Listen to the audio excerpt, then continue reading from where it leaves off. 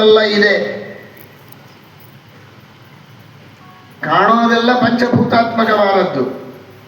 ಆ ಪಂಚಭೂತಗಳಿಗೆ ಒಡೆಯರು, ಎಲ್ಲರ ಮನಸ್ಸಿಗೆ ಇಂದ್ರಿಯಗಳಿಗೆ ಪ್ರೇರಕರು. ಇನ್ನೇನು ಉಳಿತು? ಪಂಚಭೂತ ಅಂದ್ರೆ ದೇಹವೂ ಬಂತು. ದೇಹ, ಇಂದ್ರಿಯ, ಮನಸ್ಸು, ಬುದ್ಧಿ,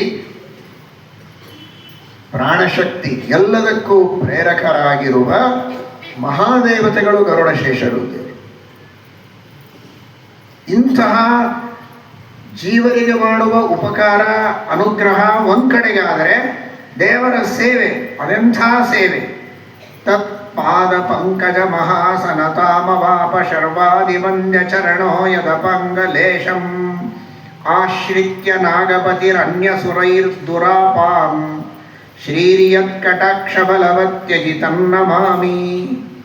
ಪರಮಾತ್ಮನ ಪಾದಪೀಠ ಆಗಿ, ಪರಮಾತ್ಮನು ಮಲಗುವ ಶಯ್ಯೆಯಾಗಿ, ಯಾವಾಗಲೂ ಭಗವಂತನಿಗೆ ನಿರಂತರವಾಗಿ ಸೇವೆಯನ್ನು ಮಾಡುವ, ನಿರಂತರ ಭಗವಂತನ ಆ ಪರಮಮಂಗಲವಾದ ಜ್ಞಾನಾನಂದ ಸ್ವರೂಪವಾದ ಶರೀರದ ಸಂಪರ್ಕವನ್ನು ಅವಿರತವಾಗಿ ಹೊಂದಿರುವ ಭಾಗ್ಯ ಪಡೆದಿದ್ದಾರೆ ಅಂದರೆ ಆ ಶೇಷದೇವರು ಎಂಥವರು.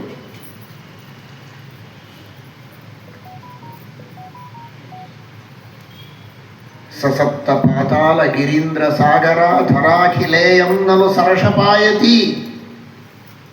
ಇದೇ ರಾಮಾಯಣದಲ್ಲಿ ಶ್ರೀಮದ್ ಆಚಾರ್ಯರು ಮಹಾಭಾರತ ತಾತ್ಪರ್ಯ ನಿರ್ಣಯದಲ್ಲಿ ಹೇಳ್ತಾರೆ, ಈ ಸಮಗ್ರವಾದ ಬ್ರಹ್ಮಾಂಡವನ್ನು ಸಾಸಿವೆ ಕಾಳಿನ ಹಾಗೆ ಸಪ್ತ ಸಾಗರ, ಸಪ್ತ ದ್ವೀಪಗಳಿಂದ ಸಹಿತವಾದ, ಎಲ್ಲ ಲೋಕಗಳಿಂದ ಸಹಿತವಾದ ಭೂಮಿಯನ್ನು, 7 ಲೋಕಗಳಿಂದ ಸಹಿತವಾದ ಭೂಮಿಯನ್ನು ಸಾಸಿವೆ ಕಾಳಿನಂತೆ ಧಾರಣೆ ಮಾಡುತ್ತಾರೆ. ಅಂತಹ ಬಲ, ಪರಾಕ್ರಮ ಶೇಷದೇವರಲ್ಲಿದೆ. ಶೇಷದೇವರಿಗೆ ಈ ಬಲ ಕೊಟ್ಟದ್ದು ಒಳಗಿದ್ದ ಸಂಕರ್ಷಣ ರೂಪಿಯಾದ ಪರಮಾತ್ಮ.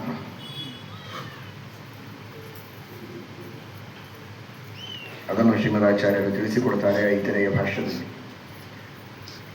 ಬ್ರಹ್ಮಾಂಡವನ್ನು ಹೊತ್ತು ನಿಂತ ಮಹಾಪರಾಕ್ರಮಿ ಶೇಷದೇವರು. ಶೇಷದೇವರನ್ನೂ ತಮ್ಮ ಬಾಲದ ಮೇಲೆ ಕೂರ್ಮ ರೂಪದಿಂದ ಹೊತ್ತವರು ವಾಯುದೇವರು, ವಾಯುದೇವರನ್ನೂ ಕೂರ್ಮ ರೂಪದಿಂದ ಧಾರಣೆ ಮಾಡಿದವನು ಭಗವಂತ. ಅವನದು ಅನಂತ ಬಲ. ಅಂತಹ ಶೇಷದೇವರ ಪೂಜೆಯನ್ನು ಮಾಡುತ್ತೇವೆ ಅಂತನ್ನುವ ಅನುಸಂಧಾನ ನಮಗಿರಬೇಕು.